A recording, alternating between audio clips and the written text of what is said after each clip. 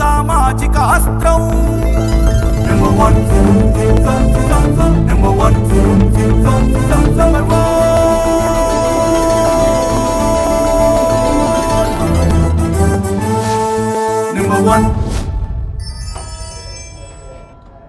Welcome to number 1 news. This is Shravani. Tirumala Tirupati దేవస్థానంలో సంకర జాతి ఆవుల నెయ్యి ఉపయోగిస్తున్నారని టీటీడీ పాలక మండలి మాజీ సభ్యుడు యుగ తులసి ఫౌండేషన్ చైర్మన్ కె శివకుమార్ ఆరోపించారు. దీనికి సంబంధించిన పూర్తి స్థాయి డీటెయిల్ రిపోర్ట్ తాము పంపినప్పటికీ టీటీడీ బోర్డు ఏ చర్య తీసుకోలేదని మండిపడ్డారు.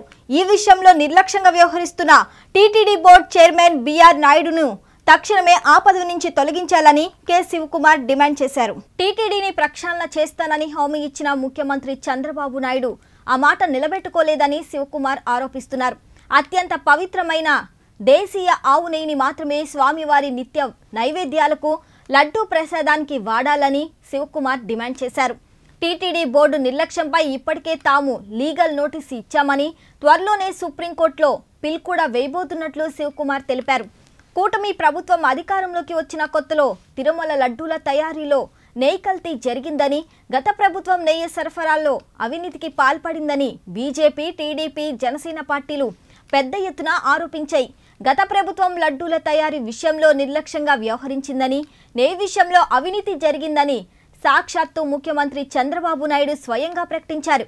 భక్తుల మనోభావాలు దెబ్బతింటున్నాయని తెలిసి కూడా స్వామికి జరిగిన అపచారం భరించలేక బయట పెడుతున్నానని చంద్రబాబు చెప్పారు. ల్యాబ్ రిపోర్టులలో కూడా స్వామివారికి ఉపయోగించిన నెయ్యిలో జంతు అవశేషాలున్నాయని రుజువైనట్లు చంద్రబాబు ప్రకటించారు. దోషులపై తక్షణమే తగిన చర్యలు చేపడతామని చెప్పి 6 నెలల కాలం గడిచిపోయింది. ఇప్పటికీ విచారణ జరగలేదు. దోషులు ఎవరో కూడా తేలలేదు. లడ్డూ కల్తీ విషయంలో చంద్రబాబు ఆరోపణలు చేసినప్పుడు జనసేన అధినేత ఉప ముఖ్యమంత్రి పవన్ కళ్యాణ్ సైతం తీవ్రంగా స్పందించారు. తిరుపతిలో సభ నిర్వహించి ప్రాయశ్చిత్త దీక్ష కూడా చేశారు.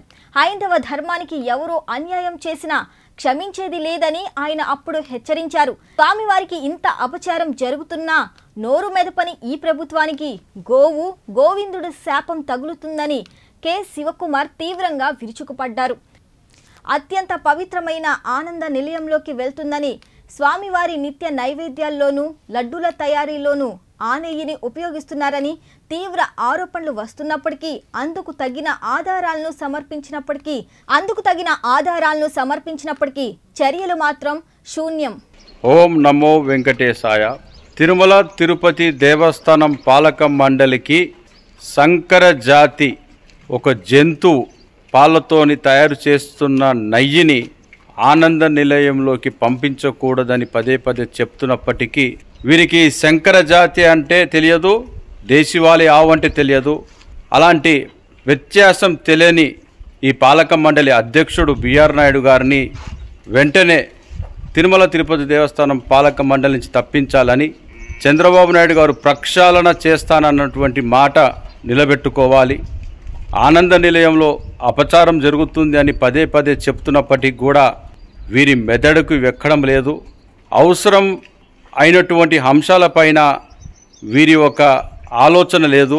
సంకర జాతి ఆవు నెయ్యిని ఆనంద నిలయం పంపించడం వల్ల ఆంధ్రప్రదేశ్ రాష్ట్రానికి మంచిది కాదు అని చెప్తున్నప్పటికీ కూడా వీరికి చేత కాదు, చేసే వాళ్ళని చెయ్యనియోరు. వెంకటేశ్వర స్వామికి ఇంత అపచారం జరుగుతున్నప్పటికీ కూడా ఎవ్వరు కూడా నోరు మెదపడం లేదు. మేము డీటెయిల్ ప్రాజెక్ట్ రిపోర్ట్ ఇచ్చాం, అయినా కూడా పట్టించుకోలేదు టీటీడీ వారు. ఇక లీగల్ నోటీసు కూడా ఇవ్వడం జరిగింది.